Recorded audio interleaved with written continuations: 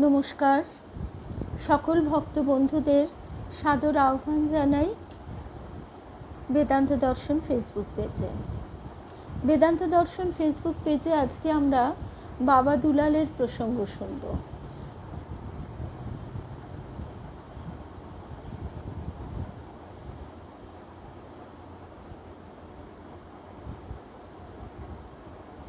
প্রথমেই অমিতাকে দেখতে পাচ্ছি। ভক্ত বন্ধুরা এক এক করে সমবেত হচ্ছেন। লক্ষ্মী দে, শুভ সন্ধ্যা। অমিতা, শুভ সন্ধ্যা।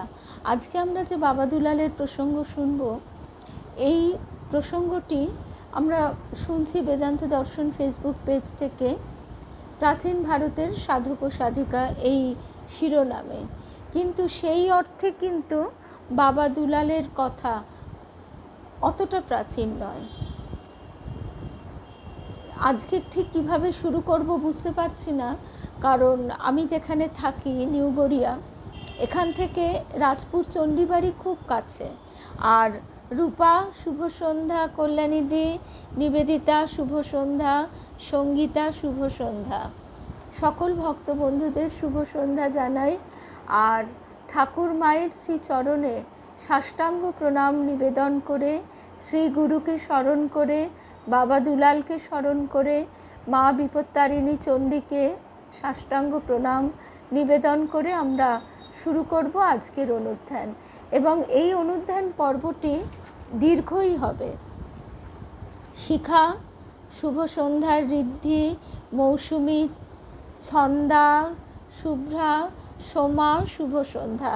এর মধ্যে সোমা আর সঙ্গীতার আশা করি, মায়ের কাছে প্রার্থনা রাখি, খুব শীঘ্রই মায়ের দর্শন লাভ হবে। আর যে কথায় ছিলাম, আজকে ঠিক কিভাবে শুরু করব বলতে পারি না। তার কারণ মা আমাদের খুব ঘরের কাছেই থাকেন। হ্যাঁ, মা কি বিশেষ এক জায়গায় থাকেন আর থাকেন না তা তো নয়, তবে তার মাহাত্ম্য প্রকাশ পায় বিশেষ বিশেষ জায়গাকে কেন্দ্র করে।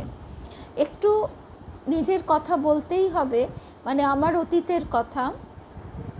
আমার গুরুদেব 2007 সালে দেহ রাখেন। তো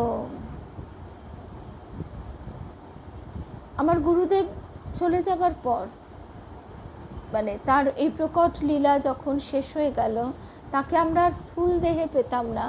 সেই সময়ে আমার মানসিক অবস্থা অত্যন্ত ভেঙে পড়েছিল।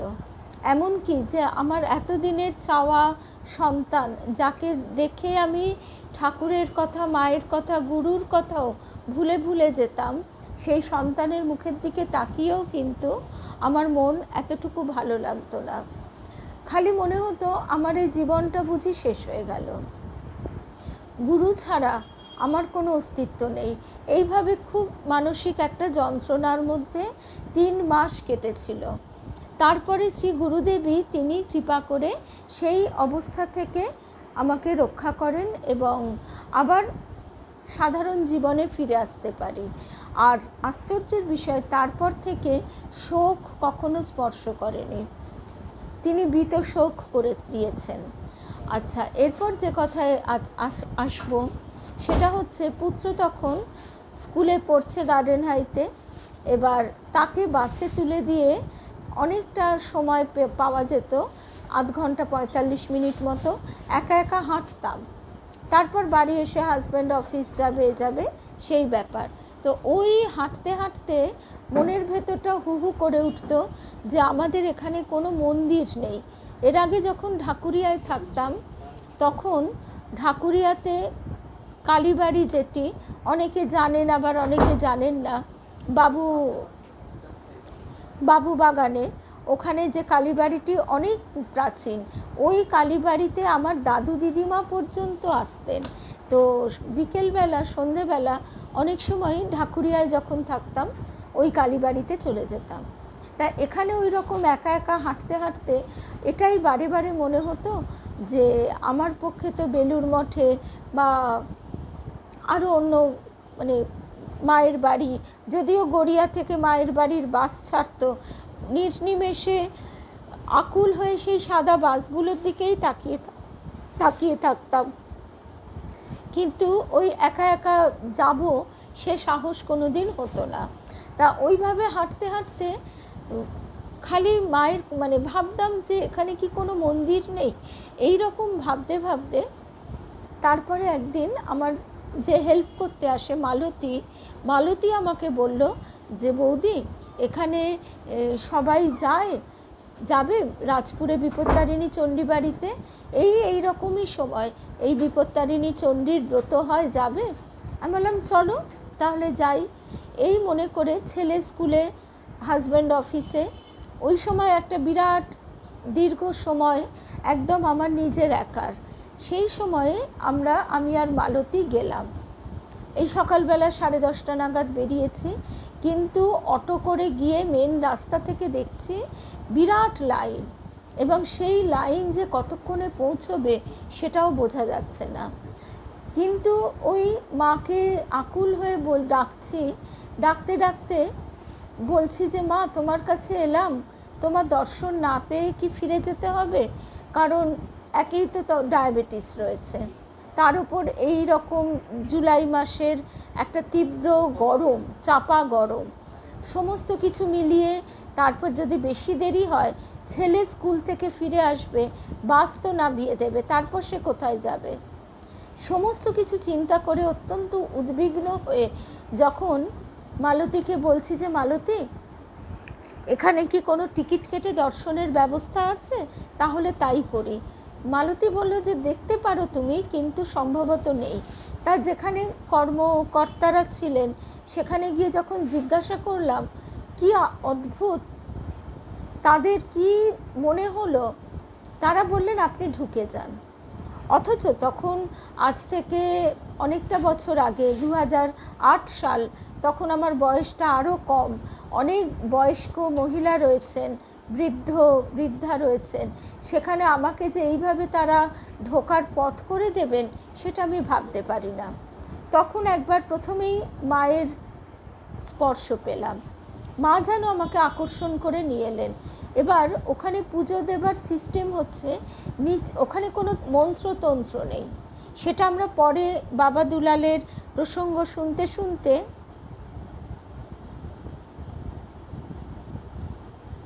আচ্ছা আমাদের শর্মিষ্ঠা বলছে যে মায়ের একদম ছোট্ট মেয়ে দাঁড়িয়ে আছে, একদম ঠিক। আমাদের দক্ষিণেশ্বরে মা ভবতারিণী যেমন ষোড়শী কন্যার রূপে, এখানেও মা অমনি একদম বালিকা 8 বছরের কন্যা রূপে সাধকের কাছে প্রকাশিত হয়েছেন।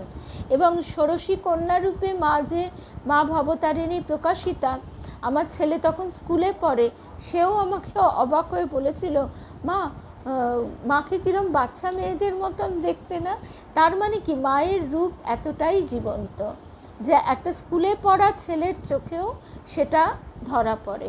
তা যাই হোক, ওখানে বিপত্তারিণী চণ্ডী বাড়িতে সিস্টেম হচ্ছে নিচে মায়ের ছবি রেখে পুজো দেওয়া যায়, পুজোর কোনো মন্ত্র নেই। ওরা বলেন মায়ের চোখের দিকে তাকিয়ে আপনার যা মনের ইচ্ছা তাই মাকে জানান, মাকে খাও নাও, এইভাবে বললেই মা গ্রহণ করেন। মাকে বলবার জন্যে কোনো সংস্কৃত বা কোনো বিশেষ মন্ত্র কিচ্ছু প্রয়োজন হয় না। মা কি ভক্তের মনের কথা বোঝেন না? মা এমনি আমরা পার্থিব জীবনেও দেখি, মায়ের কোলে সন্তান, সেই সন্তান তো কথাই বলতে পারে না, তা মা কি বোঝে না সন্তানের কখন কি প্রয়োজন? ঠিক এক্ষেত্রেও তাই। তা সেইভাবেও হয়ে গেল, পুজো দেওয়া হলো। তারপরে এক জায়গায় দাঁড়িয়ে ব্রত কথা শোনা, সেখানে দাঁড়িয়ে দাঁড়িয়ে ভাবছি, ওখানে লাইনটা আটকে দেওয়া হলো। এবার দাঁড়িয়ে ভাবছি যে বাবা এত দীর্ঘ লাইন, এখানটায় আটকে যাচ্ছি, এরপর বোধহয় মায়ের দর্শন আর হবে না, তাহলে এখান থেকেই ফিরে যাই। ভাবতে ভাবতেই আমাদের লাইনটা খুলে দেওয়া হলো, ব্রত কথা শোনা শেষ হলো, ওপরে উঠে গিয়ে মায়ের দর্শন হলো। তারপর আরেকটাও আশ্চর্যের ব্যাপার, মালতী আর আমি তো পরপর লাইনে ছিলাম, আমি এগিয়ে গেছি এবং আমাকে ঢুকে যেতে বলা হয়েছে, মালতী কিন্তু পিছনের লাইনেই রয়ে গেল। এরপর মালতীকে আমি আর খুঁজে পেলাম না। আর সেই প্রথম আমার বড় বয়সে একা একা রাজপুর যাওয়া। রাজপুরে আমার বাবার মাসির বাড়ি বলে আমি ছোটোবেলায় অনেকবার গেছি, কিন্তু তখন বাবা মায়ের সঙ্গে গেছি, এত চেনা জানা কিছুই নেই। তা এবার মালতীকে খুঁজে পাচ্ছি না, ওই ভিড়ের মধ্যে কোথায় চটি কোথায় কি কিছুই খুঁজে পাচ্ছি না। শুধু মাকে স্মরণ করতে করতে সমস্ত মীমাংসা হয়ে গেল। এমনকি ওখান থেকে মেন রাস্তা খুব দূরেও নয়, আবার খুব কাছে তো বটেই, খুব দূরে নয়, কিন্তু সেই দুপুর রোদে খাওয়া দাওয়া নেই, তখন ওই হাঁটাটুকুও কঠিন মনে হচ্ছে। আশ্চর্যের ব্যাপার, একটা রিক্সাও পাওয়া গেল। বাড়ি চলে এসেছি 2:10, আর ছেলের বাস ছেলেকে নামাবে 2:30-এর সময়। কোনো রকম চাপের মধ্যেই পড়তে হলো না। 2:15 নাগাদ মালতী এসে বলছে, বৌদি তুমি ঠিকমতো ফিরেছ, তোমাকেই দেখতে এলাম। এই হলো প্রথম মাতৃদর্শন। তারপরে এখানে যারা গাড়ি কেনে সবাই মায়ের ওখানেই পুজো করাতে যায়, সেটা আমরা প্রথমে জানতাম না। আমরা প্রথমে কালীঘাটে গিয়েছিলাম। সেবার আমাদের কিন্তু একটু ওই ওয়ান ওয়ে নিয়ে ঝামেলা হয়, এবং আমারই ভাগ্নে গাড়ি চালাচ্ছিল, ও তখন অতটা পটু ছিল না, আমাদের একটু ঝঞ্ঝাটের মধ্যে পড়তে হয়েছিল। তারপর সে গাড়িটা আমাদের আর নেইও। তারপর যখন দ্বিতীয়বার হলো, তখন আমরা একেবারে মায়ের কাছে গিয়ে গাড়ি পুজো করে এলাম। তা যাই হোক, সে তো আছেই, বারে বারে তারপর মায়ের কাছে গেছি, বারে বারে মায়ের কাছে যাওয়া। আরেকবারের কথা একটু বলি, সেটা হচ্ছে ওইখানে এই বিপত্তারিণী চণ্ডীবাড়ির যে ব্রত হয়, এই সময়টাতে মারাত্মক ভিড় হয়, প্রায় 1,00,000-খানেকের ওপর লোক হয়ে যায়। এমনকি নরেন্দ্রপুর অবধি সেই লাইন পড়ে, কামালগাজি নরেন্দ্রপুর অবধি। তা সেবার আমি বলেছিলাম আমাকে সকালবেলা 7টার সময় নামিয়ে দিয়ে এসো। ছেলে স্কুলে চলে গেল, আর আমাকে ওখানে গাড়ি থেকে নামিয়ে দিয়েছে। এবার সে তো যে ড্রাইভার, সে তো ওই ভিড় দেখে আমাকে অনেকটা দূরে নামিয়ে দিল। কিন্তু সেবারও ওই রকমই আশ্চর্যের ব্যাপার, মাকে স্মরণ করতে করতে এই যতই রোগ ব্যাধি শরীরে থাকুক না কেন, সব কিছু সামলে মায়ের কাছে দর্শন হলো, সব হলো, পুজো দেওয়া হলো, একদম 11টার মধ্যে বাড়ি চলে এসেছিলাম নিশ্চিন্তে। তা মায়ের কাছে এইভাবেই সাড়া পাওয়া যায়। কারণ এই জন্যই বলছি, এই দ্বিতীয়বারের আগে একদিন এমনি এমনি মাকে গিয়ে বলে এসেছিলাম, মা এত ভিড় হয়, কিন্তু তোমার কাছে খুব এই ব্রতর দিনই আসবার ইচ্ছে, তুমি আমাকে রক্ষা করো। তা এইভাবে মা যে কতটা সাড়া দেন ছোট ছোট ঘটনাতেই বোঝা যায়। এইবার আসবো আজকে আমরা যে বইটি থেকে শুনবো সেই বইটি আমাকে কল্যাণীদি দিয়েছে। এই কল্যাণীদির বিশেষ ইচ্ছাতেই আজকে আমরা এই অনুধ্যান করছি। আর আরও একটা কথা, সেদিন কল্যাণীদি বলছিল যে কল্যাণীদি বাবা দুলালকে দেখেছে। আমি তখন কিছুতেই সেটা মানতে পারছিলাম না, কারণ হচ্ছে বাংলা সালের সঙ্গে আমরা অতটা সবসময় কনসার্ন থাকি না, আমরা ভুলে যাই বাংলা সাল কোনটা। তারপর বাড়ি এসে আজকে যখন ভালো করে দেখলাম, তাতে দেখা যাচ্ছে বাবা দুলালের জন্ম 1916 সালে, এবং উনি যদি 80 বছরও দেহে থাকেন, তাহলে উনি 1996 সাল অবধি দেহে ছিলেন। আর কল্যাণীদি 6 দশক, 19 শতক মানে গত শতাব্দী, বিংশ শতাব্দী, ওটা 19 শতক না, ভুল বললাম, বিংশ শতাব্দী মানে 6 দশকে জন্ম কল্যাণীদির। তো কল্যাণীদি ছোটোবেলায় তার বাবা মায়ের সঙ্গে বাবা দুলালের দর্শন লাভ করেছে। এমনকি বাবা দুলাল যেহেতু গৃহী ছিলেন, তার স্ত্রী যিনি সহধর্মিণী, তারও দর্শন লাভ করেছেন। সে কথাও আজকে কল্যাণীদির সঙ্গে হচ্ছিল। এবার আমরা ফিরে আসছি একদম আজকের প্রসঙ্গে। আজকে আমরা প্রথম শুনব পুলিন বিহারী আঢ্য মহাশয়। তিনি লিখছেন, তিনি বাবা দুলালের আশ্রিত। তার যে ভূমিকাটি, সেখান থেকেই আমরা শুরু করছি। আর এই বিপত্তারিণী চণ্ডীবাড়ির কথা বহু বহু মানুষ জানেন, এবং বহু দূর দূরান্ত থেকে মানুষ কিন্তু আসেন।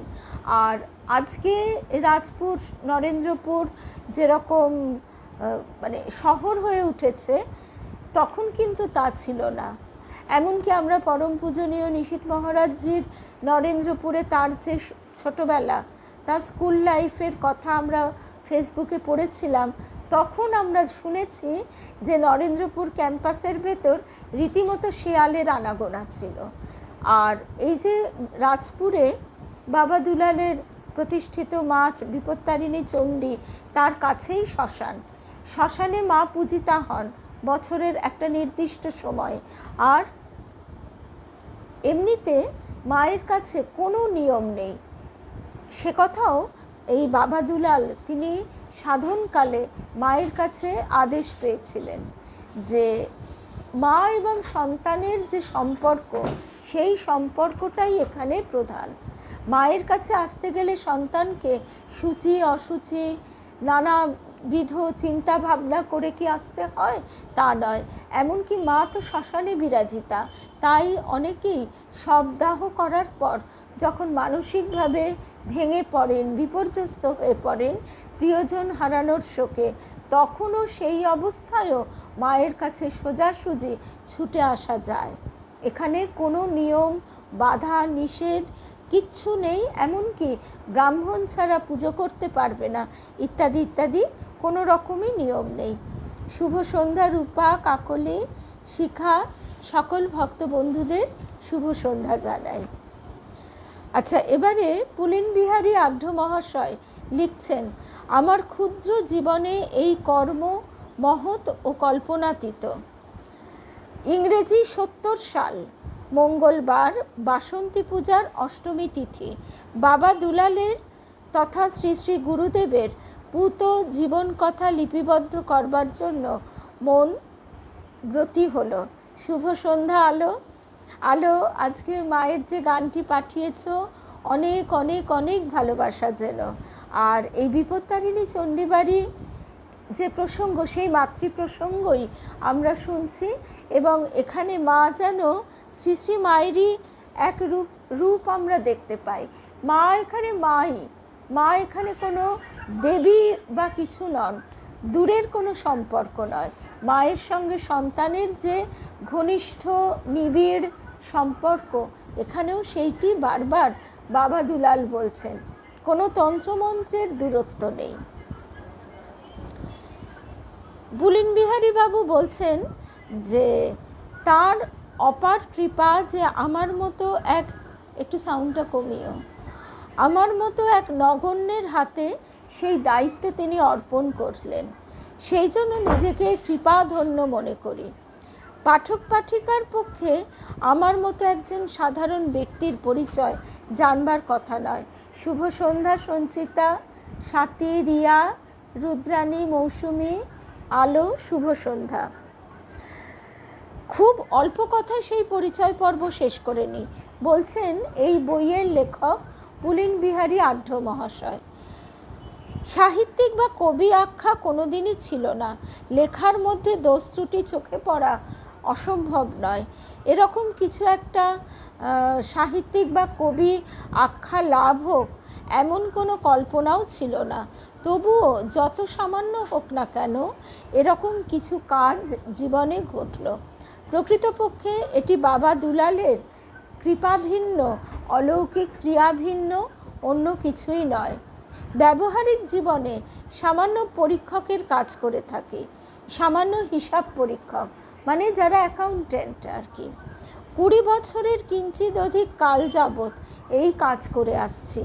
শৈশবে, ছাত্রজীবনে অথবা কর্মজীবনে এমন কোনো ঘটনা ঘটেনি যা বিশেষ উল্লেখযোগ্য। পারিবারিক জীবনও সেরকম অতি সাধারণ জীবন। স্ত্রী, পুত্র, কন্যা, মাতা, পিতা এবং ভাইদের নিয়েই আমার পারিবারিক জীবন। শুভ সন্ধ্যা মধুরিমাদি, অনিতা, শিবানী আর মধুরিমাদি। আজকে আমরা রাজপুর বিপত্তারিণী চণ্ডীবাড়ির মায়ের কথা, কেয়া, শুভ সন্ধ্যা, মায়ের কথা এবং সাধক, ইনিও গৃহী সাধক বাবা দুলালের কথা শুনছি। ইংরেজি 1916-17 সাল এই রকম সময় ওনার জন্ম, বাংলা 1323। আর ওনার মানে এটা প্রথম খণ্ড, এখানেই ওনার সাধন সমাপ্ত হয়ে যাচ্ছে মাত্র 17 বছর বয়সে। রাজপুর চণ্ডীবাড়িতে একটা ফ্রেস্কোর কাজ আছে দেয়ালে, সেখানে দেখানো হচ্ছে যে বাবা দুলাল তিনি পূর্বজন্মে হিমালয়ে সাধনা করেছিলেন। সেই সাধনার যেটুকু বাকি ছিল, সেই বাকি সাধনাটুকু করবার জন্য তার গুরু তাকে এই বিশেষ স্থানটি নির্দেশ করেন এবং বলেন যে তুমি লোকালয়ে গিয়ে খুব তাড়াতাড়ি সাধনা করে খুব অল্প বয়সে সিদ্ধি লাভ করবে এবং তারপর তোমার বাকি জীবন তুমি এই গৃহস্থ জীবনই যাপন করবে এবং সেখানকার মানুষকে তুমি পথ দেখাবে। পথটি কি? একেবারে সহজ সরল, মা এবং সন্তানের সম্পর্ক। দেবী বলে তার সঙ্গে কোনো তন্ত্র মন্ত্রের দূরত্ব নেই। অর্থাৎ ঠাকুর আমাদের যে শিক্ষা দিচ্ছেন, যে কথা বলছেন, রীনাদিও শুনছে। আর রীনাদি আমাদের সেই দিল্লি থেকে যত দূর থেকেই শুনুক না কেন, এখন আমরা সবাই একেবারে রাজপুরেই মায়ের কাছেই রয়েছি। আমরা প্রত্যেকে, সমস্ত ভক্ত বন্ধুরা এখন এই মুহূর্তে মা বিপত্তারিণী চণ্ডীর চারপাশে বসে রয়েছি। মা আমাদের সামনে একেবারে জীবন্ত রূপে হাসি মুখে রয়েছেন তাকিয়ে। আচ্ছা, তারপরে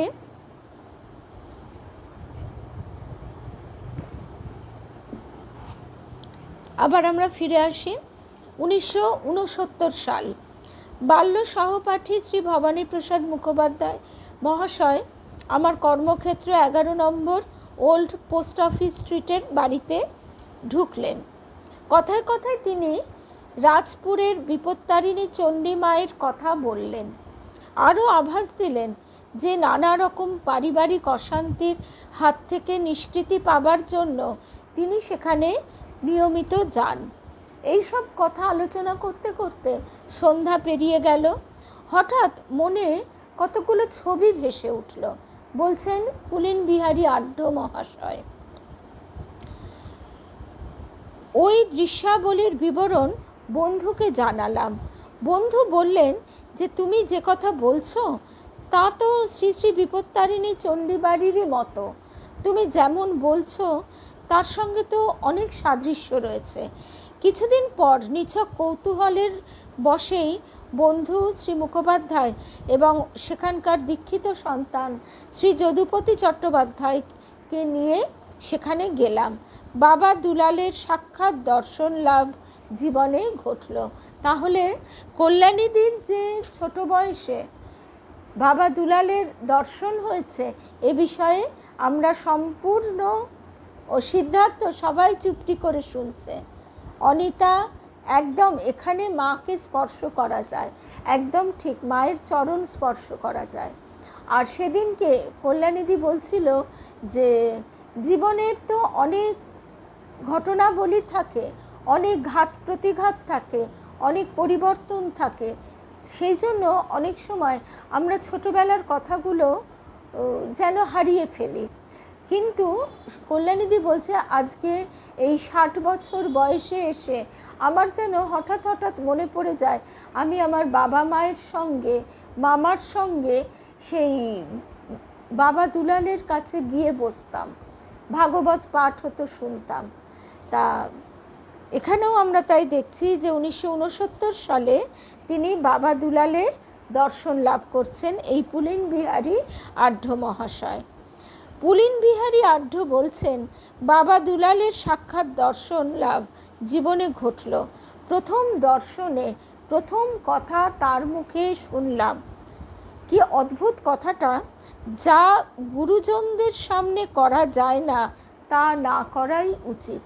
অর্থাৎ গোপনে এমন কিছু করা উচিত না যা আমি সর্বসমক্ষে করতে পারবো না।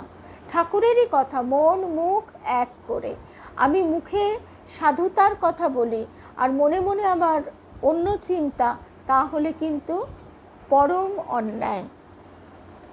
তারপরে তিনি বলছেন তার দৃষ্টি সর্বত্র। শুভ সন্ধ্যা স্বপ্নাদি কেয়া। নিশ্চয়ই বাবা দুলাল এবং এই বিপত্তারিণী চণ্ডীবাড়ির নাম বহু বহু জায়গায় বিস্তৃত হয়েছে এবং মা যে কতটা জাগ্রত, আজকে আমি শুরুতেই আমার নিজের জীবনেরও দুটো কথা বললাম, যারা একদম প্রথমটা শোনোনি একটু শুনে নিও। সেখানেও দেখছি আমরা যে মা কিভাবে সাড়া দিচ্ছেন। ঘটনা দুটি খুবই সাধারণ, কিন্তু ওই মারাত্মক ভিড়ের কথা ভাবলে আজকেও ভয় শিউরে উঠি। এবং আমার যেহেতু শরীর একটু ব্যাধিগ্রস্ত, তাই সেই অবস্থায় এই গরমে কিভাবে নির্বিঘ্নে যে বেরিয়ে এসেছিলাম মাকে দর্শন করে, আজও ভাবলে মনে হয় মায়ের কৃপা ছাড়া এটা কখনোই হতে পারে না। আচ্ছা, তারপরে বাবা দুলাল বলছেন তার দৃষ্টি সর্বত্র, তাকে কি ফাঁকি দেওয়া যায়? কথাগুলি মনে ধরল। আবার ওই বছরই আষাঢ় মাসে বিপত্তারিণী চণ্ডী মাতার উৎসবের দিন। ওই দিন দুবার সেখানে যাই। প্রথমবার সকাল 7টায় বন্ধুবর শ্রী নিশীথ কুমার পাল মহাশয়ের সঙ্গে এবং দ্বিতীয়বার মায়ের সঙ্গে, মা, বাবা এবং স্ত্রীকে নিয়ে। ওই সময় যদুপতি বাবুর কাছে শুনলাম বাবা দুলাল নাকি বলেছেন পুলিনবাবু আবার আসবেন, এবং ঘটনাও ঘটল সেই রকম। সেই অবধি এক আকর্ষণ অনুভব করি সেখানে যাওয়ার জন্যে। একদম মহুয়া ঠিক বলেছ। আসলে কি হয়, তখন সেই অবস্থাটা মনে হয় বুঝি জীবনের এতই সাধারণ স্বাভাবিক ঘটনা, এটা যে পরবর্তীকালে ভবিষ্যতে আমাদের কোনো বিশেষভাবে নাড়া দেবে সে কথা আমরা তখন বুঝতে পারি না। ঠিক এই কথাটি মনে হয় যে আমি যখন গুরুদেবের কাছেও যেতাম তখন গুরুদেবের বলা কত কথা কটি বা মনে আছে। তারপরে সেই থেকে বাবা দুলালের কাছে যাওয়ার জন্য একটা অদ্ভুত আকর্ষণ অনুভব করি। তিনি যখন সন্ধ্যারতি করতে থাকেন তখন এমন এক ভাবগম্ভীর পরিবেশ রচিত হয় যে সকল দর্শনার্থী অভিভূত হয়ে যায়। যতক্ষণ তার সংস্পর্শে থাকি ভুলে যাই নিজের সত্তা, ভুলে যাই সংসারের নানা দুঃখ, জ্বালা, যন্ত্রণা। একদম সবসময় সেই গুরুত্বটা আমরা বুঝতে পারি না। উপভোগ করি এক অপার্থিব আনন্দ সুধা। তার নানা গল্পকথার মাধ্যমে উপদেশাবলী যত শুনি তত মুগ্ধ হই। দেখি তার স্নেহ ভালোবাসা নির্বিচারে নির্বিবাদে ধনী দরিদ্র পণ্ডিত মূর্খ সকলের প্রতি সমান। বনের পশু পাখিরাও সেই ভালোবাসা লাভ করেছে তার দর্শনে, কর্মে, আচরণে। তার অনাড়ম্বর জীবনযাত্রা, অতি সাধারণ কথা, ভাব ও বিচার স্মরণ করিয়ে দেয় ভারতের শ্রেষ্ঠ সাধকদের। বারবার বলছি তাই যে বাবা দুলালের কথা থেকে বারবার আমাদের ঠাকুরের কথাও মনে পড়ে যায়। আর বাবা দুলালের কিছু কিছু বাণী ওই বিপত্তারিণী চণ্ডীবাড়িতে লেখা আছে। তো সেখানে একটা কথা খুব মনকে নাড়া দিয়েছিল, সেটা হচ্ছে যারা মানুষের ভালোবাসা পায় তারা জানবে ঈশ্বরের বিশেষ কৃপা এবং আশীর্বাদ লাভ করছে। আর যাদের মানুষ অপছন্দ করে তারা কিন্তু ঈশ্বরের আশীর্বাদ লাভ করছে না। অর্থাৎ মানুষের কাছে ভালোবাসা পাওয়াটাও ঈশ্বরের আশীর্বাদ।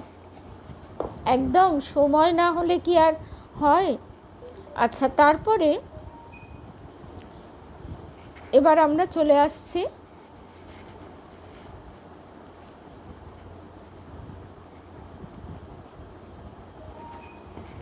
মূল গ্রন্থে। এতক্ষণ আমরা শুনছিলাম নিবেদন, মানে বইটির লেখক যিনি তিনি তার কথা বললেন। এবার হচ্ছে জন্মবৃত্তান্ত। পশ্চিমবঙ্গের দক্ষিণে 24 পরগনা জেলার অন্তর্গত রাজপুর গ্রাম, তখন রাজপুর গ্রামই বটে। কলকাতা নগরীর শিয়ালদা সাউথ স্টেশন থেকে 24 পরগনার বিভিন্ন গ্রামে ট্রেন যোগে যাতায়াত করা যায়। তাছাড়া মোটরের রাস্তাও আছে। মোটর রাস্তায় বালিগঞ্জ, ঢাকুরিয়া, যাদবপুর, গড়িয়া, নরেন্দ্রপুর হয়ে রাজপুরে পৌঁছানো যায়। ট্রেন পথে গেলে সোনারপুর স্টেশনে নেমে সাইকেল রিক্সা বা বাসে রাজপুরে পৌঁছানো যায়। উপস্থিত রাজপুর বাজার অঞ্চল শহরাঞ্চলের ন্যায় বর্ধিষ্ণু। রাজপুর গ্রামে বর্ধিষ্ণু ব্রাহ্মণ পরিবারের বাস। তারই মধ্যে কয়েক ঘর মাহিষ্য পরিবার বহুদিন যাবৎ বাস করে আসছেন। এইরূপ এক দাস উপাধিধারী মাহিষ্য পরিবার অতি সজ্জন ও সাধু। এই পরিবারের নিতাইচাঁদ দাস মহাশয় অতি সাধু ব্যক্তি। দেবদ্বিজে তার অগাধ ভক্তি। নিতাইচাঁদ দাস ও তার সহধর্মিণী অর্পণা দাসীর একমাত্র পুত্র সাধনচন্দ্র দাস। তার পুত্র সাধনচন্দ্রের বিবাহ দেন ধর্মপ্রাণ গড়িয়া নিবাসী ধনঞ্জয় দাসমশায়ের কন্যা বসন্ত কুমারী দেবীর সঙ্গে। বসন্ত কুমারী অত্যন্ত নিষ্ঠাবতী কন্যা। তার পতিভক্তি, দেবভক্তি, সন্তান স্নেহ তাকে সকলের প্রিয় করে তুলেছিল। বসন্ত কুমারী কালক্রমে হলেন রত্নগর্ভা। সাধনচন্দ্র ও তার সহধর্মিণী বসন্ত কুমারীর মোট 7টি সন্তানাদি হয়। পুত্র সন্তান 3টি, কন্যা সন্তান 4টি। 3 পুত্র সন্তানের মধ্যে জ্যেষ্ঠ হলেন দুলাল, মধ্যম বলাই, কনিষ্ঠ কানাই। জ্যেষ্ঠ পুত্র দুলালকে গর্ভে ধারণ করে মা বসন্ত কুমারী প্রকৃত অর্থেই রত্নগর্ভা হলেন। বহু জন্মের তপস্যার নিধি এই দুলাল। দুলালের আগমন ঘটেছে বসন্ত কুমারীর গর্ভে ক্রমে ক্রমে 5-6 মাস অতিক্রান্ত। এই সময় তিনি জ্যেষ্ঠ হিতৈষী শাশুড়ি, দিদি শাশুড়ি, স্থানীয়া বিজ্ঞা মহিলা যারা অভিজ্ঞ এই বিষয়ে তাদের বললেন যে 5-6 মাস হয়ে গেল, গর্ভে সন্তানের আগমন ঘটেছে, কিন্তু তার কোনো নড়াচড়া টের পাওয়া যাচ্ছে না। তাহলে কি সন্তান জীবন্ত নয়? মৃত সন্তানের মা হওয়া, মৃত বৎসা হওয়া তখনকার দিনে একটা খুবই স্বাভাবিক ঘটনা ছিল। তার কারণ চিকিৎসা শাস্ত্র তখন তো এতটা উন্নতি লাভ করেনি। তাই তিনি অত্যন্ত বিষণ্ণ মনে দিন কাটান। বয়সে প্রবীণা আত্মীয়া অনাত্মীয়া সকলকেই তিনি বারবার এই কথা বলেন আর জিজ্ঞাসা করেন, তাহলে কি সন্তান জীবন্ত লাভ হবে না? গর্ভ পরীক্ষা করে কেউ কিন্তু কোনো আশঙ্কার কারণ নির্ণয় করতে পারলেন না। এই অবস্থায় বসন্ত কুমারী একদিন গঙ্গা স্নানে চলেছেন। পথে এক প্রবীণা মহিলার সঙ্গে তার আলাপ হলো। তিনি যেহেতু বয়স্কা মহিলা, অভিজ্ঞা, তাই বসন্ত কুমারী তিনি তার দুঃখের কথা তাকেও জানালেন এবং গর্ভের যে কোনো নড়াচড়ার, গর্ভস্থ ভ্রূণের কোনো যে নড়াচড়ার লক্ষণ নেই, 6 মাসও প্রায় অতিক্রান্ত হতে চলল, সে কথা তিনি বারবার দুঃখ করে বলতে লাগলেন। তখন সেই অভিজ্ঞা বৃদ্ধা মহিলাটি তাকে বিশেষভাবে দৃঢ় স্বরে বললেন যে, মা, তুমি এত দুশ্চিন্তা করো না, নিশ্চয়ই কোনো সাধক তোমার গর্ভে আসছেন, সেই জন্য গর্ভের এইরূপ লক্ষণ প্রকাশ পাচ্ছে। গর্ভস্থ সন্তান যোগাসনে রয়েছেন, এই জন্য চিন্তার কোনো কারণ নেই।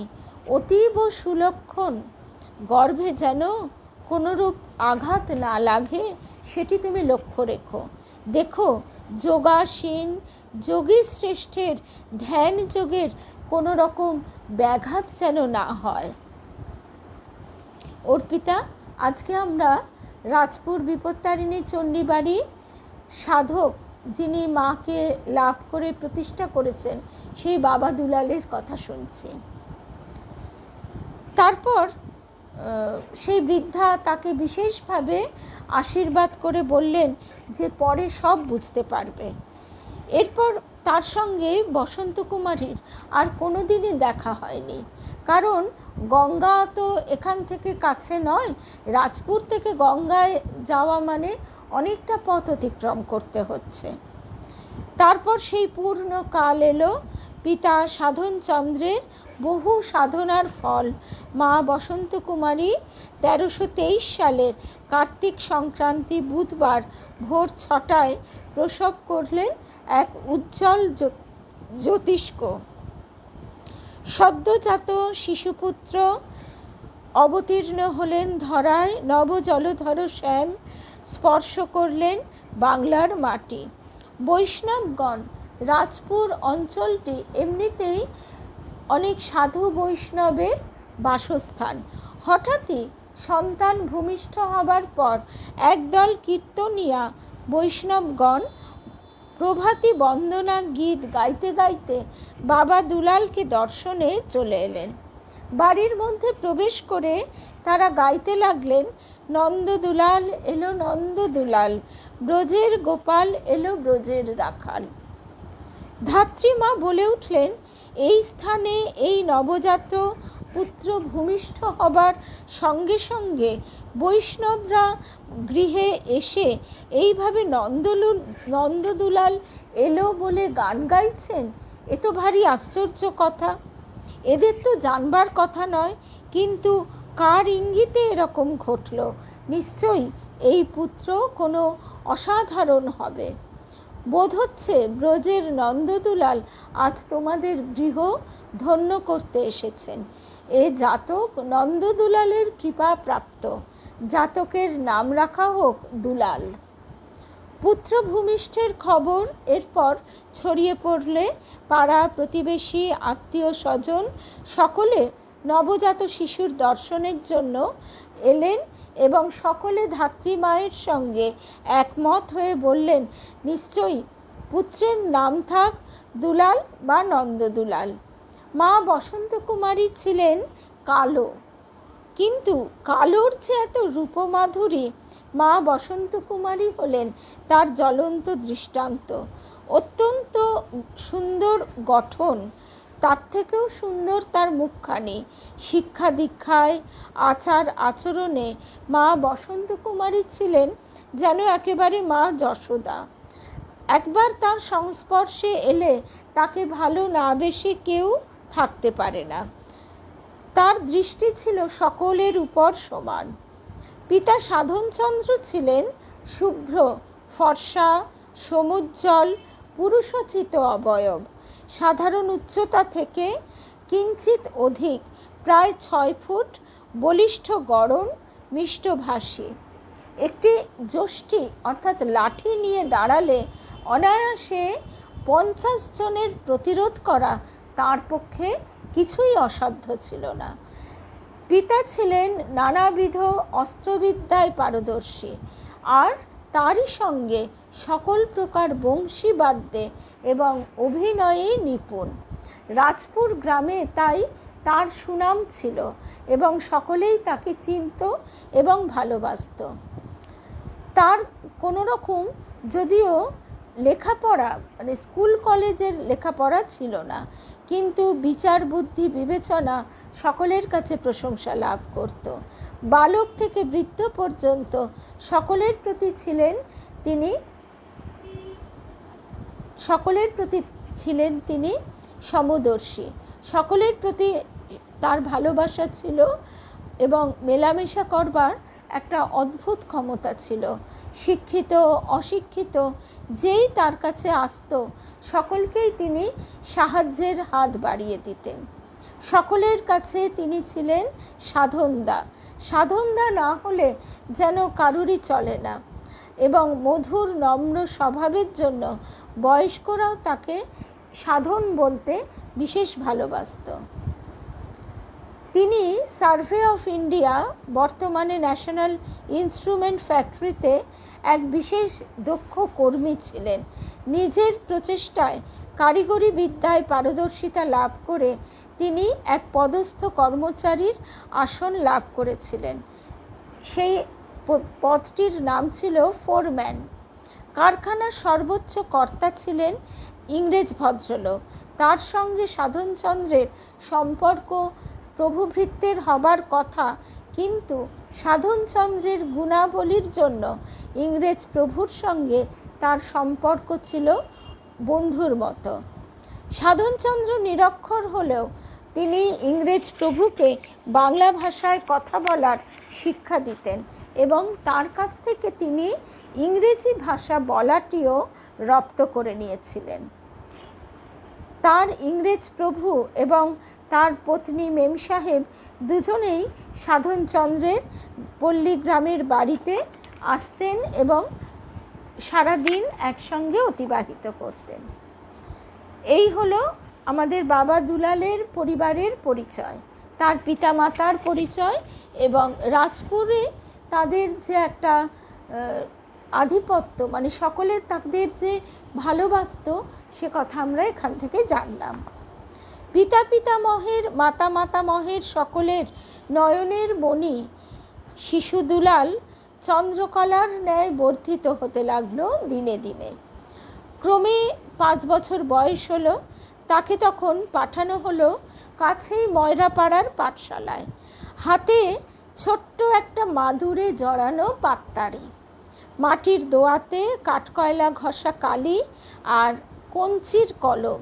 পাঠশালায় গুরুমশাই অতি বৃদ্ধ, একে স্থূলকায়, তার ওপর তার পা দুটো ছিল খঞ্জ। রাজপুরে দক্ষিণ পাড়ায় গুরুমশাই হেমচন্দ্র চক্রবর্তী বাস করতেন। তিনি যেহেতু খঞ্জ অর্থাৎ খোঁড়া ছিলেন, তাই 4 চাকাযুক্ত ঠেলা গাড়িতে চড়ে তাকে যাতায়াত করতে হতো। যেসব দরিদ্র পড়ুয়ারা বেতন দিতে পারত না, তাদের রোজ গুরুমশাইকে ওই গাড়িতে বসিয়ে বাড়ি থেকে ঠেলতে ঠেলতে পাঠশালায় নিয়ে যাওয়ার কাজ ছিল। বালক পাত্তারি নিয়ে যেদিন প্রথম পাঠশালায় পদার্পণ করল, গুরুমশাইয়ের সমস্ত স্নেহ একেবারে তার ওপর আকর্ষিত হলো। গুরুমশাই বালক পড়ুয়াকে নিজের কাছে বসাতেন এবং অত্যন্ত মনোযোগের সঙ্গে পাঠাভ্যাস করাতেন। বালককে যেন চোখে হারাতেন গুরুমশাই। বালক ছিল তার প্রাণাপেক্ষা প্রিয়। শুভ সন্ধ্যা। গুরুমশাইয়ের গৃহ বালকের ছিল অবাধ গতিবিধি। সেখানেও গুরুমা অতীব আদর যত্নের সঙ্গে বালককে কোলে নিয়ে খাওয়াতেন আর বলতেন, জানি না ও আমাদের কে ছিল, ওকে না দেখে থাকতে পারি না, ওকে দেখে বড় আনন্দ হয়।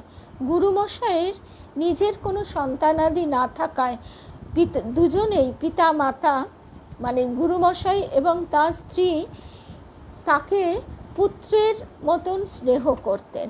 বালকের সঙ্গে তাদের এই যে অপূর্ব একটি ভালোবাসার সম্পর্ক, তা চিরদিনই ছিল। প্রায় 1 বছর কেটে গেলে বালক পাঠশালায় যাচ্ছে। এখন 6 বছর বয়স।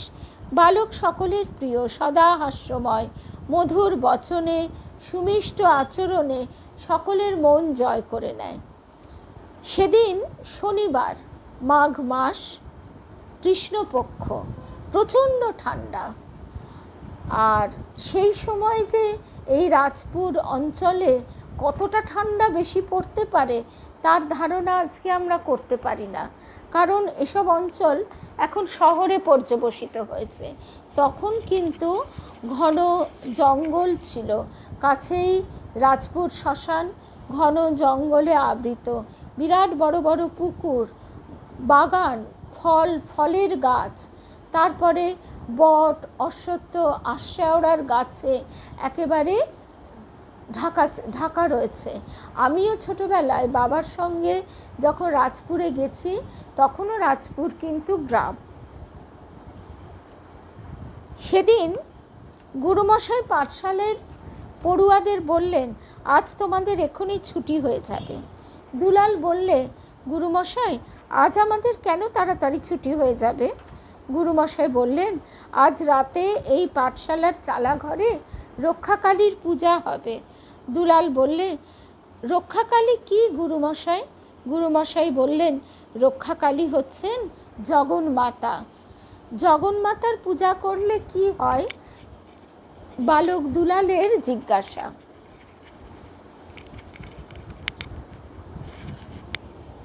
ও রূপশ্রীও গেছে। রূপশ্রী তো বাঁশদ্রোণীতে থাকো, নিশ্চয়ই তুমি তো জানবেই এই বিপত্তারিণী চণ্ডীবাড়ির মাহাত্ম্য। আমি এমনি অনেকবার গেছি, মাঝখানে তো আমার নিত্য মাসে 2-3 বার যাওয়া ছিল, কিন্তু ইদানিং অনেক দিন অবশ্য যাওয়া হয়নি।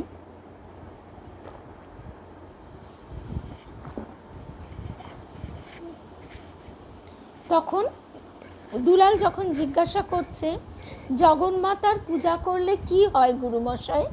গুরুমশাই বললেন, জগন্মাতার পূজা করলে গ্রামের মঙ্গল হয়, দুর্ভিক্ষ, মহামারী, আধি, ব্যাধি, কলেরা, বসন্ত থেকে মানুষ রক্ষা পায়।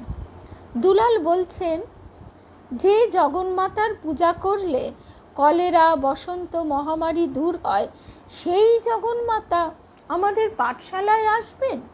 গুরুমশাই বললেন, হ্যাঁ বাবা, সেই জগন্মাতাই আমাদের এখানে আসবেন। ইহা শুনে, ও টিঙ্কুও গেছো? ওরে বাবা, দেখো টিঙ্কু আমাদের কত দূরে, আসামে, বম্বেতে থাকলেও এখানেও তুমি পুজো দিয়ে গেছো। আচ্ছা, গুরুমশাই তখন বলছেন, হ্যাঁ বাবা, সেই জগন্মাতাই আমাদের এখানে আসবেন। এই হচ্ছে বালকের মতো বিশ্বাস। ঠাকুর বারবার বলছেন না, বালক সে কিন্তু জগন্মাতা বলতে জীবন্ত ভাবছে, সে যে মূর্তির পূজা হবে এমন কথা ভাবছে না। এই জগন্মাতা পাঠশালায় আসবেন শুনে বালকের হৃদয়ে আনন্দের বাণ ডেকে উঠল। পুলকিত চিত্তে বাড়ি ফিরে নিজের গর্ভধারিণী মা বসন্ত কুমারীকে বললে, মা মা, আজ রাতে আমাদের পাঠশালায় জগন্মাতা আসবেন, সেখানে তার পূজা হবে, তাতে করে দুর্ভিক্ষ, মহামারী এই সমস্ত আর আমাদের এখানে হবে না, গ্রামের মানুষ রক্ষা পাবে, কলেরা, বসন্ত কিচ্ছু হবে না, গুরুমশাই বলেছেন। মাতা বসন্ত কুমারীর কাছে বালকের আজ বায়না, সে যাবে, দেখবে জগন্মাতাকে। মা বসন্ত কুমারী তখন পুত্রকে বলছে, না বাবা, তোমার এইটুকু বয়স, একেবারে বড্ড হাড় কাঁপানো ঠান্ডা পড়েছে, এই শীতের রাতে কেমন করে যাবি? বালক কিন্তু নাছোড়বান্দা। জননীর চিন্তা যে পুত্রের কোনো রকম উপদ্রব নেই, না খেলাধুলা, না অন্য কোনো বিষয়ে, আজ কেন হঠাৎ তার এরকম অদ্ভুত বায়না? একদম রূপা, আজ কেন তার হঠাৎ এরকম অদ্ভুত বায়না? এই শীতের রাত, এই সময় সে কেন এভাবে বায়না ধরল? নয়নের মণি পুত্র দুলালকে এই শীতের রাতে কেমন করে ছাড়বেন? আর পুত্রও আজকে যেন কোনো কিছুতেই বাগ মানছে না। কিছুক্ষণ চিন্তা করে তিনি বললেন, আচ্ছা বাবা, তোমার বাবা অফিস থেকে ফিরুন, তাকে বলি, তিনি যদি অনুমতি করেন তবে নিশ্চয়ই হবে। বালক তখনকার মতো শান্ত হলো। সন্ধ্যা উত্তীর্ণ। পিতা সাধনচন্দ্র কর্মক্ষেত্র কলকাতা থেকে গৃহে প্রত্যাগমন করেছেন। প্রাণপ্রিয় পুত্রকে পিতা কোনো রকম আঘাত দিতে পারেন না, আঘাত করলে তার হৃদয়ে শতগুণ বাজে। পিতা পুত্রের কথার বশ। পিতার কাছে পুত্র কোনো দিন কোনো কিছুই চায় না, বায়না করে না, কিন্তু আজ যেন আর সে কোনো বাধাই মানল না। পুত্র পিতাকে দেখে ছুটে এসে বলছে, বাবা বাবা, আজ রাতে আমাদের পাঠশালায় সেই জগন্মাতা আসবেন, যার পূজা করলে কলেরা, বসন্ত হয় না, দেশে কোনো কষ্ট থাকে না। গুরুমশাই বলেছেন আমি যাব বাবা, আমাকে যেতেই হবে। পিতা সাধনচন্দ্র এই কথা শুনে স্বাভাবিকভাবেই বললেন যে দেখো বাবা, এবারে ঠান্ডাটা বড় বেশি পড়েছে, তার উপর গভীর রাতে পুজো, তোর কষ্ট হবে, ঠান্ডা লেগে অসুখ বিসুখ করবে, তাহলে যে বাবা আমাদেরও বড় কষ্ট হবে, মুশকিলে পড়ে যাব। বালক বলছেন, বাবা এ কথা তুমি বলতে পারলে? জগন্মাতা আসবেন, তার ঠান্ডা লাগবে না, আর আমার ঠান্ডা লাগবে, তার কষ্ট হবে না, তবে আমার কেন কষ্ট হবে? তিনি এলে তো সব কষ্ট দূর হয় বাবা, তুমি তো ভুল বলছো। ঠাকুর বলতেন না, বালকের মতো বিশ্বাস। বালকের কথায় পিতা এবার চমকে উঠলেন। এ কি কথা, এইটুকু বালকের মুখে এ কি কথা শুনলাম? কেমন করে এই জ্ঞানগর্ভ কথা এ বালক বলছে? পিতা অন্যমনস্ক হয়ে ভাবতে লাগলেন। পুত্রকে পাঠশালায় জগন্মাতা দর্শনে নিয়ে যাবেন, সে কথা তিনি স্বীকৃত হলেন। একদম বালকের সারল্য। অমিতা, আচ্ছা, তারপরে পিতা বলছেন, বাবা জগন্মাতার পূজা হবে গভীর রাতে, তুমি খেয়ে দিয়ে শুয়ে পড়ো। বালক তখনও যেন নিশ্চিন্ত হতে পারছে না। সে বলছে, বাবা যদি ঘুমিয়ে পড়ি তবে তো আর পাঠশালায় যাওয়া হবে না, আর জগন্মাতাকেও দেখতে পাবো না, আর জগন্মাতাকে না দেখলে আমি কি করে থাকবো? মাকে দেখার জন্যে যে আমার মন ছটফট করছে। পিতা বললেন, না বাবা, জগন্মাতার পূজার সময় ঢাক কাশি সব বাজবে, সেই আওয়াজেই ঘুম ভেঙে যাবে, জানতে পারবে জগন্মাতার পূজার সময় হয়েছে। রাতের আহারাদি সম্পন্ন করে বালক আজ শয়ন করল পিতার কাছে। আর এটুকু আমরা বুঝতেই পারছি যে এখনকার মতন মাঝরাত্রিটাও দিন হয়ে যায়নি, তখন 8টা-9টা মানেই কিন্তু গভীর রাত। তা এবারে পিতার কাছে বালক শুয়েছে, সে অপেক্ষা করে আছে কখন শুনবে ঢাকের আওয়াজ। আর সারাদিনের পরিশ্রমে ক্লান্ত পিতা সাধনচন্দ্র কিন্তু শোয়া মাত্র ঘুমিয়ে পড়লেন। রাত তখন 11টা। দূর থেকে ঢাক বেজে উঠল। ঢাকের শব্দে বালক তাড়াতাড়ি মায়ের কাছে যাওয়ার জন্য পিতাকে জাগরিত করল। পিতা জাগরিত হয়ে পুত্রকে জগন্মাতা দর্শনে নিয়ে যাবার উদ্দেশ্যে ভালো করে শীত বস্ত্রাদি দ্বারা ঢেকে দিলেন। নিজেও বস্ত্রাদি পরিবর্তন করে পুত্রের হাত ধরে পাঠশালার অভিমুখে রওনা হলেন। পাঠশালা বাড়ি থেকে মাত্র 3-4 মিনিটের পথ। বালকের মনে মায়ের দর্শন পাবার প্রবল উৎসাহ।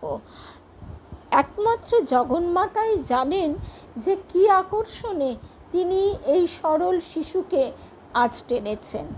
পাঠশালায় আগমন করে বালক দেখলে পুরোহিত মশাই বসে আছেন এবং তার সামনে রয়েছে একটি ক্ষুদ্র প্রতিমা। পিতাকে বালক প্রতিমার দিকে তাকিয়ে অবাক হয়ে বললে, বাবা এই যে বাজি পোড়ানো কালী, জগন্মাতা কই?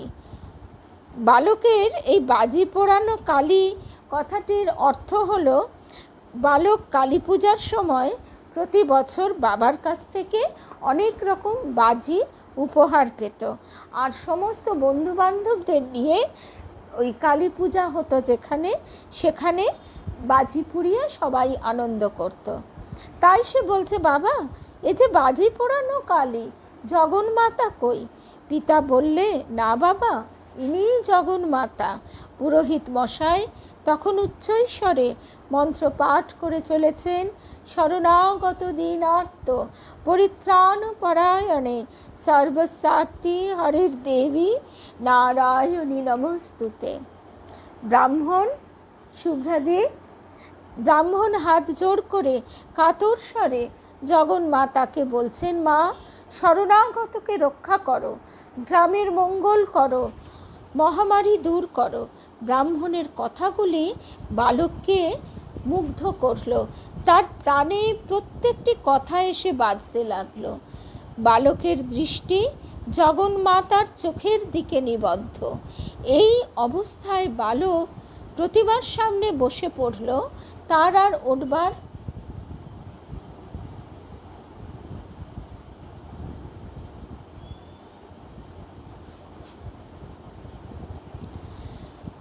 বালক প্রতিমার সামনে বসে পড়ল। তার আর উঠবার শক্তি নেই। যেন দেখলে মনে হবে বালকের মন প্রাণ কে যেন হরণ করে নিয়েছে, শুধুমাত্র তার দেহটাই পড়ে আছে। সে জগন্মাতার দিকে এমনভাবে তাকিয়ে আছে যে তাকে দেখলে মনে হচ্ছে তার দেহে বুঝি প্রাণ নেই। অপলক নেত্রে বালক মায়ের দিকে তাকিয়ে আছে। বারবার পূজারত ব্রাহ্মণের কাতর উক্তি তার কানে বাজছে, মনকে তোলপাড় করছে।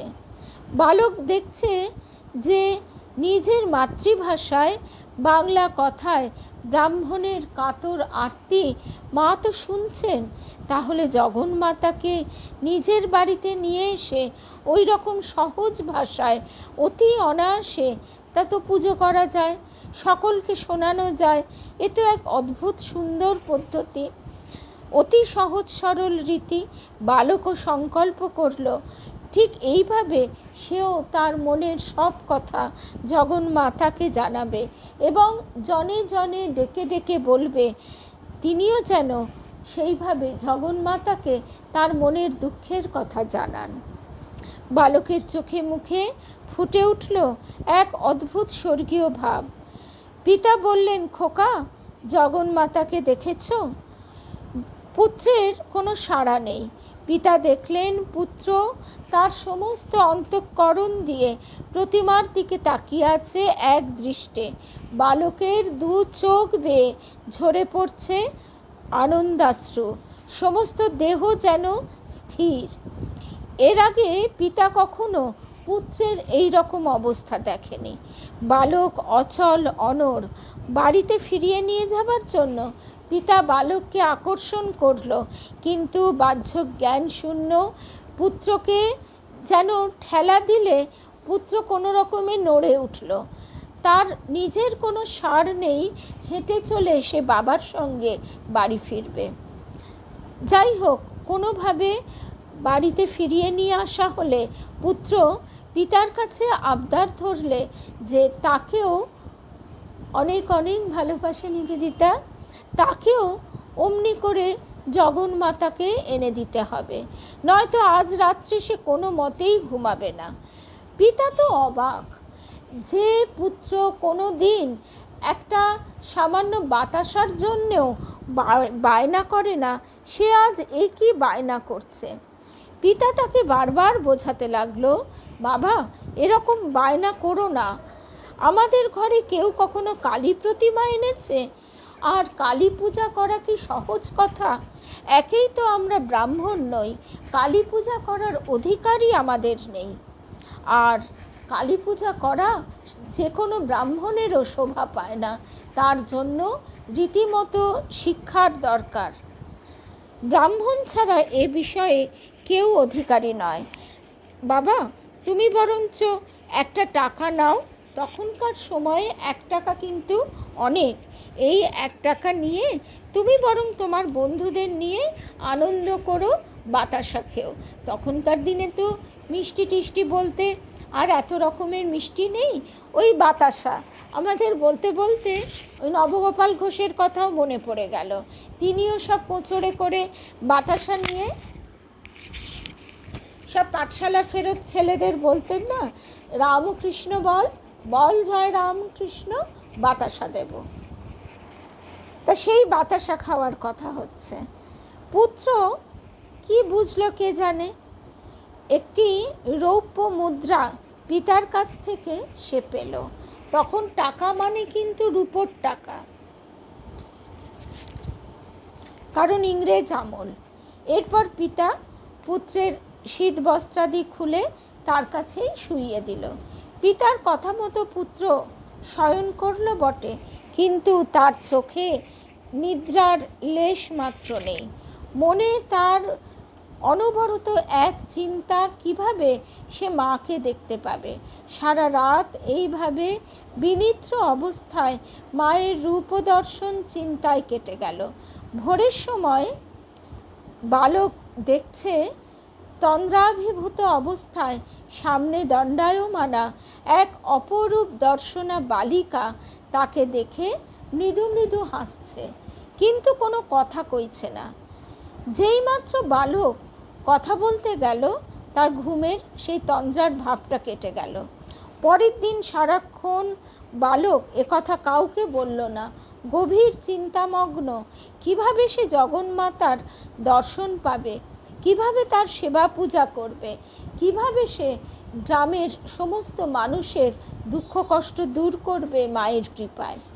সোমবার বালক দুলাল পাঠশালায় উপস্থিত হয়েছে। সহপাঠীরা জিজ্ঞাসা করলে যে গত শনিবার রাত্রে জগন্মাতাকে দেখেছে কিনা। অধিকাংশ বালকই বললে যে না, এই তো পুজো হয়েছে, সেই রকমই তারা দেখেছে।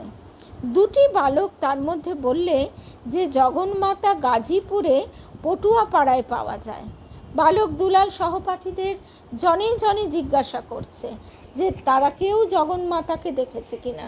তারা ওই পুজো দেখতে কেউ কেউ এসেছে, আর কেউ কেউ বা অত রাত্রির বলে বাড়ির লোক তাদের আসতে দেয়নি। খালি দুজন বললে গাজীপুরে পটুয়াপাড়ায় পাওয়া যাবে। তখন ওই পটুয়াপাড়ায় সেই দুই বন্ধুর সঙ্গে যাওয়া মনস্থ করলে। এইখানে ছবিও দেওয়া আছে।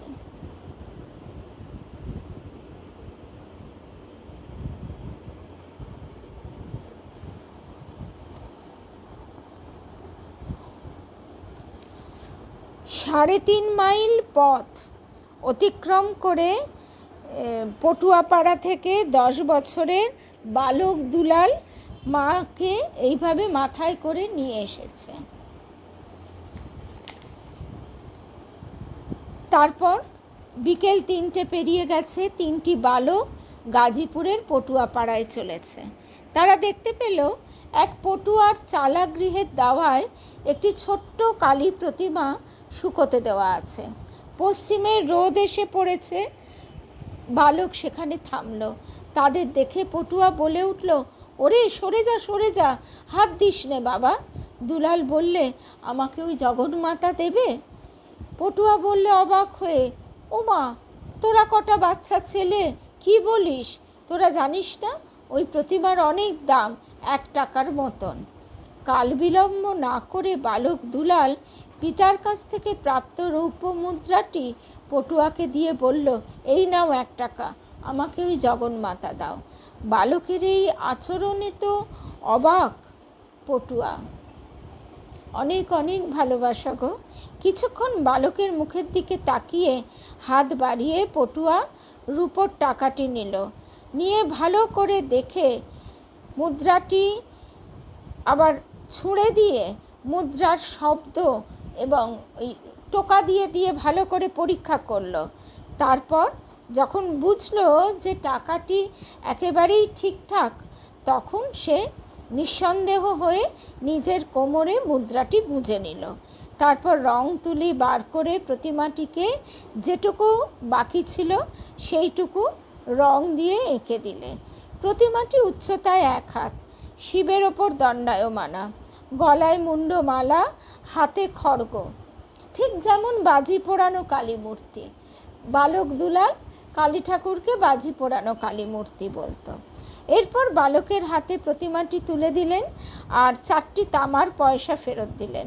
বালকের পরনে ছিল ইস্ত্রি করা খাকি হাফাতা শার্ট আর বগলে মাদুরে জড়ানো পাত্তারি।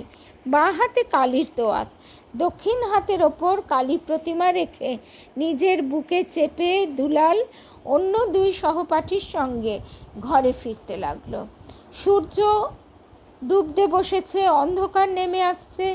গ্রামের 3টি বালক তখনও ঘরে ফেরেনি। বাড়িতে মায়েরা তো অত্যন্ত উদ্বিগ্ন। আর বেলা থাকতে থাকতে যেসব বালকেরা ঘরে ফিরে আসে, যাদের দুরন্ত বদনাম নেই, আজ সন্ধে পেরিয়ে গেল, এখনও তাদের কোনো খবর নেই তাহলে তাহলে কি হলো? তারা মহা চিন্তায় পড়ল, ভাবল তাহলে কি কোনো অঘটন ঘটল? বালকদের খোঁজে লোকজন বেরিয়ে পড়েছে। এমন সময় বালক দুলাল বাড়ি ফিরে এলো, বুকে জগন্মাতা কালী প্রতিমাকে ধরে, বগলে পাত্তারি আর হাতে দোয়াত। মা বসন্ত কুমারী পুত্রকে ভরা সন্ধ্যায় কালী প্রতিমা বক্ষে ধারণ করে আসতে দেখে প্রচণ্ড ক্রোধান্বিতা হলেন। যে বসন্ত কুমারী আমরা আগেই শুনেছি অত্যন্ত শান্ত শিষ্ট প্রকৃতির ছিলেন, তিনি এই রকম কাণ্ড দেখে, কারণ তার তো অত্যন্ত ভয় লেগেছে যে কালী সন্ধ্যাবেলা এরম পুত্র এ কী কাণ্ড করলো, আমরা গৃহস্থ, আমরা কালী পূজার অধিকারী নই। তিনি সাধারণ নিয়মে যেভাবে ভাববার সেভাবেই ভাবছেন। বলছেন, খোকা, এই জন্যেই বুঝি তোমাদের আজ এত দেরি, ভরা সন্ধে, আর তুমি কি না একটা গেরস্ত বাড়িতে কালী প্রতিমা নিয়ে ঢুকলে? যাও শিগগির পুকুরের জলে ওই মূর্তি ফেলে দিয়ে এসো, নইলে আজ তোমার একদিন কি আমার একদিন। পুত্র বললে, না মা, তা হয় না, ইনি জগন্মাতা, একে আমি এনেছি, কি করে ফেলবো পুকুরে? কিছুতেই আমি একে বিসর্জন দিতে পারবো না। পুত্রের কথা শুনে গর্ভধারিণী ক্রোধে দিগ্বিদিক জ্ঞানশূন্য হয়ে একটা অঘটনের আশঙ্কায়, একটা সংসারের ক্ষতির আশঙ্কায় কাণ্ডজ্ঞান হারিয়ে রাগতভাবে একটা কঞ্চি নিয়ে মারবার উদ্যম করলেন, এবং উদ্দেশ্য ছিল পুত্রকে ভয় দেখাবেন। কিন্তু সেই মুহূর্তে তিনি ভয়ে আশঙ্কায় নিজের ক্রোধকে কিছুতেই দমন করতে পারলেন না। নির্মমভাবে বালকের কোমল পৃষ্ঠে ওই কঞ্চির আঘাত হানতে লাগলেন। বালক জগন্মাতারূপী কালী প্রতিমাকে বুকে জড়িয়ে মাথা নিচু করে পিঠ পেতে মায়ের কঞ্চির আঘাত খেতে লাগলেন। কঞ্চি মানে সরু বাঁশের, ভাবা যায়, আর 10 বছরের ছেলে, কিন্তু বুক দিয়ে সেই জগন্মাতাকে তিনি এমনভাবে আগলে রাখলেন যাতে জগন্মাতার অঙ্গে এতটুকু আঘাত না লাগে। মা বসন্ত কুমারীর ক্রোধ যখন একটু প্রশমিত হলো, তিনি বললেন, খোকা, যতক্ষণ না তুমি আমার কথায় ওই মূর্তি জলে দিয়ে আসবে ততক্ষণ আমি তোমায় নিস্তার দেব না। কথা অমান্য হওয়ায় নির্দয় হস্তে তিনি আবার মারতে শুরু করলেন। প্রহারে প্রহারে জর্জরিত বালক, কিন্তু চোখে মুখে কোনো বিকার নেই, কাতরোক্তি নেই, জল নেই। প্রহার যেন আজ বালককে স্পর্শ করতে অক্ষম। দৃঢ় প্রতিজ্ঞ পুত্র আজ জননীর অবাধ্য, শান্ত বাধ্য পুত্র কিভাবে যে আজ জননীর বিরুদ্ধে রুখে দাঁড়ালো। জননী স্তম্ভিত। শত প্রহারেও বালক আজ নির্ভীক হৃদয়ে ধারণ করে আছে মাতা কালী জগন্মাতাকে। বসন্ত কুমারীর জেদও কম নয়, উত্তরোত্তর তার ক্রোধ বেড়ে চলেছে। তিনিও আজ দৃঢ় প্রতিজ্ঞ, কোনো মতেই পুত্রকে ওই প্রতিমা ঘরে ঢোকাতে দেবেন না, বিসর্জন দেওয়াবেনি। অবিরাম প্রহার চলছে। বালকও আজ সর্বজয়ী, কোনো বাধা মানবে না। সহস্র আঘাত আজ তার কাছে যেন কুসুম আঘাত। বৃদ্ধ পিতামহ নিতাই চাঁদ বাইরের ঘরে ছিলেন। তিনি সমস্ত ঘটনা দেখে নির্মম প্রহারের শব্দ তার বুকে বজ্রের মতো বাজতে লাগলো। তিনিও ভীত যে বালক, সুশান্ত বালক আজ একই করল, আর তার শান্ত ধীর স্থির বধূমাতা সেও বা আজ একই করছে। তিনি আর থাকতে পারলেন না।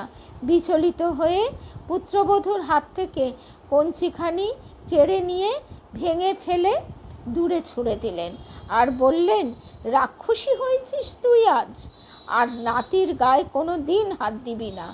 তোরই বা কি এমন গো, একটা দুধের ছেলে যদি শখ করে একটা কালী প্রতিমা এনেই থাকে তা এক্ষুনি ফেলে দিতে হবে? বুঝিয়ে খানিক পরে বললে, কি অশুদ্ধ মহাভারত হতো, ওইটুকু বাচ্চাকে নাগাড়ে পিটুচ্ছ, তুই কি মা না রাক্ষসী? শ্বশুর নিতাই চাঁদের আগমনে বসন্ত কুমারী কোনো কথা বললেন না বটে, কিন্তু তার বুক তখনও কাঁদছে যে সংসারে না কোনো অমঙ্গল হয়। এইভাবে আমরা কালী পূজার অধিকারী নই, আর পুত্র একই একটা অন্যায় করে ফেলল।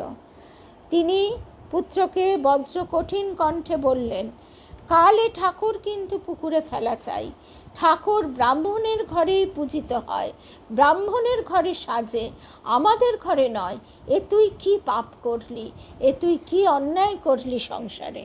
পিতামহ নিতাই চাঁদ এতক্ষণ তার প্রাণের দুলাল ভাইয়ের হাত ধরে বালকের কাছ থেকে প্রতিমা নিজের ঘরে নিয়ে এলেন। প্রতিমাকে নিজের দেওয়াল আলমারিতে রাখলেন আর বললেন, তোকে ভাই আজ আর তোর মায়ের কাছে যেতে হবে না, আমার কাছেই থাক, আর তোর জগন্মাতা রইল আমার এই আলমারিতে, কেউ হাত দিতে পারবে না। পিতামহ বললেন, দেখি ভাই তোর পিঠটা, কি মারটাই না তোর মা মারলো। তোর মা তো কখনো এমন করে তোকে মারতে পারে আমি কল্পনাও করতে পারি না। দুলাল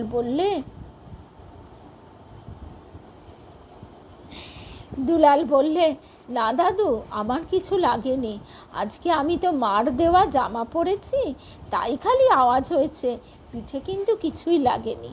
পিতামহ অবাক হয়ে বললেন, সে কি কথা রে, ওই আওয়াজে আমি ছুটে গেলুম, চটাং চটাং করে তোর পিঠে ওই বাড়ি মারছে, আর তুই বলছিস কিনা তোর লাগেনি? এই বলে অবাক হয়ে বৃদ্ধ বালকের মুখের দিকে তাকিয়ে রইল। প্রহারের আওয়াজ তিনি নিজের কানে শুনেছেন, দেখেছেন স্বচক্ষে কি নির্মম প্রহার শিশুর কোমল দেহে তার মা আজ করেছে। আর শিশু বলে কিনা প্রহারের কোনো আঘাতই লাগেনি। সে এই কথা কিছুতেই বিশ্বাস করতে পারলেন না। সন্দেহ ভঞ্জনের জন্য বৃদ্ধ তার নাতির জামা খুলে পিঠটা দেখতে চাইলেন। আশ্চর্য, কঞ্চির বাড়ি, অথচ পিঠে একটা আঘাতের চিহ্ন নেই। তিনি অবাক হয়ে বারবার বালকের পিঠটা হাত বুলিয়ে দিতে দিতে বললেন, আহা মা, এসব তোমারই লীলা। করজোড়ে তার উদ্দেশ্যে প্রণাম জানিয়ে নাতির পিঠে হাত বুলাতে বুলাতে তিনি বারবার বললেন, ঠিক তো ভাই, কোথাও কোনো ব্যথা বেদনা নাই? বালক বললে, না দাদু, আমার পিঠে সত্যি ব্যথা লাগেনি। পিতামহ বললেন, ঠিক আছে ভাই, আলমারির একটা চাবি তোর কাছে থাক, আর একটা রইল আমার কাছে।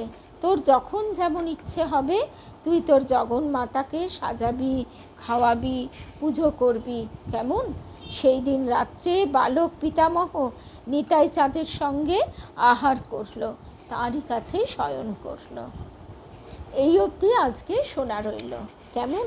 আজকে এমনি অনেকটা সময় আমরা বেশিই শুনলাম, কিন্তু এইখানটা অবধি না শুনলে তো অসমাপ্ত থেকে যেত। এরপর কি হলো, এরপরে মা কিভাবে বাবা দুলালকে দর্শন দিলেন, সেই কাহিনী এর পরের সপ্তাহে শুনব। জয় রামকৃষ্ণ, জয় রামকৃষ্ণ।